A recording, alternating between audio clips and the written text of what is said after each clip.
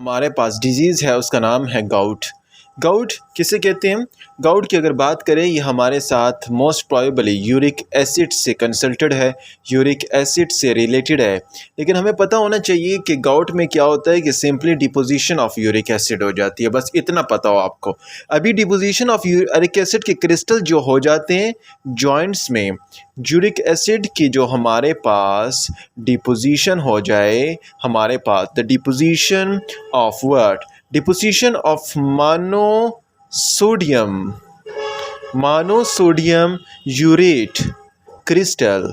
हमारे पास monosodium urate crystal जब हो जाए कहाँ पर? जॉइंट्स में, तो इस कंडीशन का नाम हमारे पास गाउट है। लेकिन याद रहे कि ये कंडीशन हमारे पास किस वजह से होती है? दिस कंडीशन ओकर because of hyper uricaemia.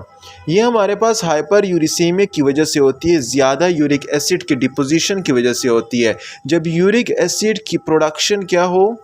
Over हो, और इसकी एक्सक्रीशन की अगर हम बात करें, इसकी एक्सक्रीशन हमारे पास क्या हो? कम हो, तो इस कंडीशन में हमारे पास क्या होता है? ये गाउट की कंडीशन आ जाती है। यूरिक एसिड हमारे पास एक मॉइटी है किसका? जो डिराइव्ड होता है कहाँ से? याद रहे कि यूरिक एसिड हमारे पास प्यूरिन की मेटाबॉलिज्म से आता है। तो प्यूरिन की मेटाबॉलिज्म से हमारे पास क्या आ रहा है? यूरिक एसिड आ रहा है, और उसकी मेटाबॉलिज्म हो रही है, लेकिन यूरिक एसिड की एक्सक्रीशन नहीं हो रही, इसकी मेटाबॉलिज्म में एक्सक्रीशन नहीं हो रही, इसकी डिपोजिशन होती जा रही। तो ये कंडीशन हमारे पास गाउट की कंडीशन ला रही है। गाउट की अगर हम आगे कैटेगरी में गाउट को डिवाइड करें, तो आपको पता होना चाहिए गाउट हमारे पास डिफरेंट फॉर्म में होते हैं, डिफरेंट टाइप्स होते हैं, डिफरेंट कैटेगरीज होती हैं। सबसे पहले जो गाउट है हमारे पास, उसका नाम है प्राइमरी गाउट। अभी प्राइमरी गाउट किसे कहते हैं? प्राइमरी गाउट हर उस गाउट का नाम है, या गाउटी अर्थराइटिस का नाम है, जिसमें हमारे पास सिंपल हाइपर यूरिसेमिया हो जाती है। जब सिंपल एंड सिंपल हाइपर यूरिसेमिया हो और उसका काज आपको अननोन हो, तो आप डायरेक्ट उसे किस में पुट कर देंगे? आपने प्राइमरी गाउटी अर्थराइटिस में पुट कर देना है। नंबर 2, दूसरे जो हमारे पास गाउटी अर्थराइटिस है, उसका नाम है हमारे पास सेकेंडरी गाउट। अभी सेकेंडरी गाउट किसे कहते हैं? सेकेंडरी गाउट हम किसे कहते हैं? सेकेंडरी गाउट हमारे पास वो कंडीशन है, सेकेंडरी गाउट हर उस कंडीशन जिसमें सिर्फ हाइपर यूरिसेमिया ना हो, जो हमारे पास किस वजह से हो? नंबर 1 देखते जाएं और नोट करते जाएं। नंबर फर्स्ट 1, हमारे पास अगर हमारे पास कोई गाउटी अर्थराइटिस ल्यूकीमिया की वजह से हो रहा है, ल्यूकीमिया के साथ साथ हमारे पास एक और डिसऑर्डर हमने पढ़ा था, माइलियो प्रोलिफरेटिव डिसऑर्डर, उसकी वजह से हमारे पास हो रहा है। प्रोलिफरेटिव डिसऑर्डर की वजह से हमारे पास क्या इंक्रीज़ हो रहा है? इंक्रीज़ हो रहा है हमारे पास यूरिक एसिड, तो उसका नाम सेकेंडरी गाउट है। नंबर फर्स्ट 1 में ल्यूकीमिया माइलो प्रोलिफरेटिव डिसऑर्डर आता है। दूसरे जो सेकेंडरी गाउट में हमारे पास कंडीशन आती है, उसका नाम है लेच-नियॉन सिंड्रोम। लेच-नियॉन सिंड्रोम किसे कहते हैं? लेच-नियॉन सिंड्रोम की अगर मैं बात करूं, तो लेच-नियॉन सिंड्रोम हमारे पास एक एक्स लिंक्ड डिफिशिएंसी की वजह से होती है। ये हमारे पास किसकी वजह से? एक्स लिंक डिफिशिएंसी की वजह से हमारे पास deficiency of हाइपोजिंथीन, guanine, phosphoribosyl transferase की डिफिशिएंसी हो जाती है, जिसकी वजह से हमारे पास हाइपर यूरिसीमिया होगा, और उसकी वजह से हमारे पास मेटाबॉलिज्म डिस्टर्ब होगा, और इससे गाउट क्रिएट हो जाएगा। याद रहे ये कंडीशन, इस डिजीज़ में हमारे पास पेशेंट जो होता है वो मेंटल रिटार्डेशन की कंडीशन में होता है, वो मेंटली रिटार्ड होता है। आप उसकी शादी वगैरह नहीं, वो दूसरा साथ क्या करता है? सेल्फ म्यूटिलेशन के प्रोसेस में होता है, खुद ही अपने नाखून वगैरह खाता रहता है और मिट्टी खाता है। तो ये कंडीशन में हमारे पास यूरिक एसिड जिसमें लेच-नियॉन सिंड्रोम आता है, वो सेकेंडरी गाउट में आ जाता है। थर्ड में अगर मैं बताऊं, तो सेकेंडरी गाउट में हमारे पास जो तीसरी कैटेगरी आती है, उसका नाम है रीनल इंसफिशिएंसी।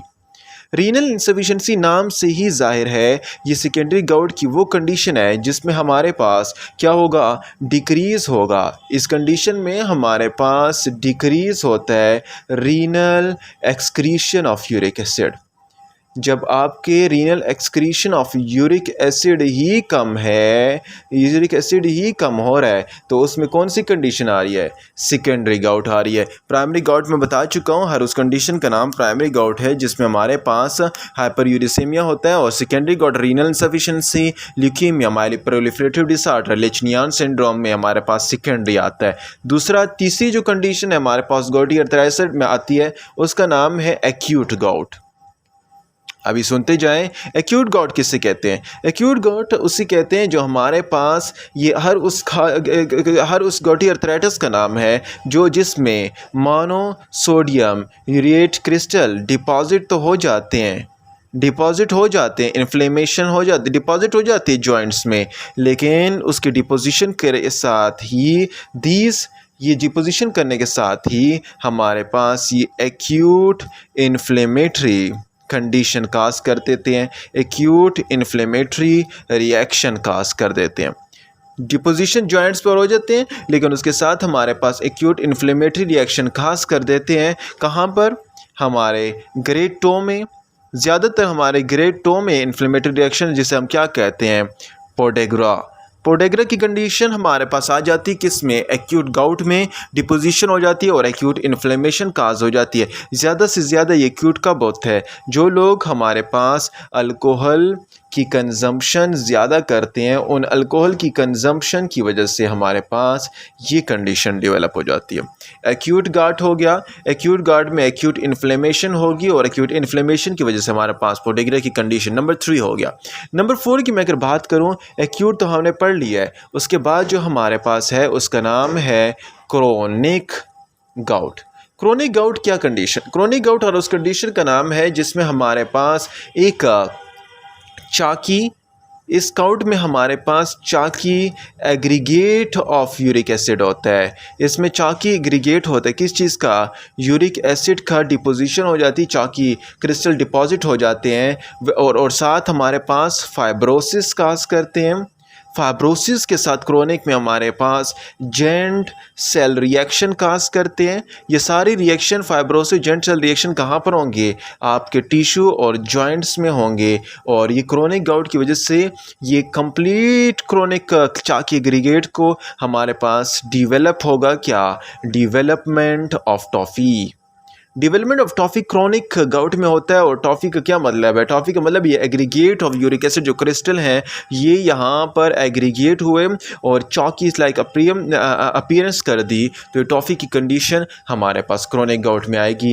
ये किसकी वजह से होता है? ये हमारे पास रीनल फेलियर की वजह से होता है।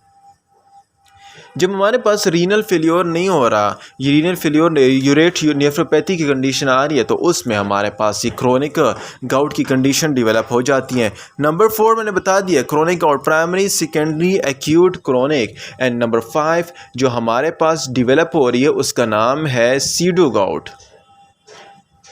सीडो गाउट कौन सी कंडीशन है? सीडो गाउट वो कंडीशन है जिसमें हमारे पास हर उस कंडीशन का नाम है जिसमें हमारे पास डिपोजिशन होती है किसकी?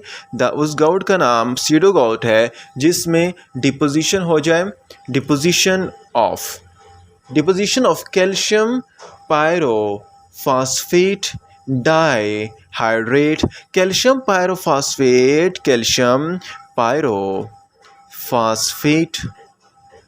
कैल्शियम पायरोफॉस्फेट डाइहाइड्रेट के क्या हो जाए? डाइहाइड्रेट की डिपोजिशन हो जाए, उस कंडीशन का नाम सीडो गाउट है। सीडो गाउट में कैल्शियम पायरोफॉस्फेट डाइहाइड्रेट की डिपोजिशन हो जाती है। कहाँ पर हो जाती है? हमारे पास साइनोवियल फ्लूइड में हो जाती है। और साइनोवियल फ्लूइड में यहाँ पर याद रखें कि यहाँ पर साइनोवियल फ्लूइड में होने के साथ जो क्लिस्टर बनाते हैं वो रोम्बॉइड शेप होते हैं।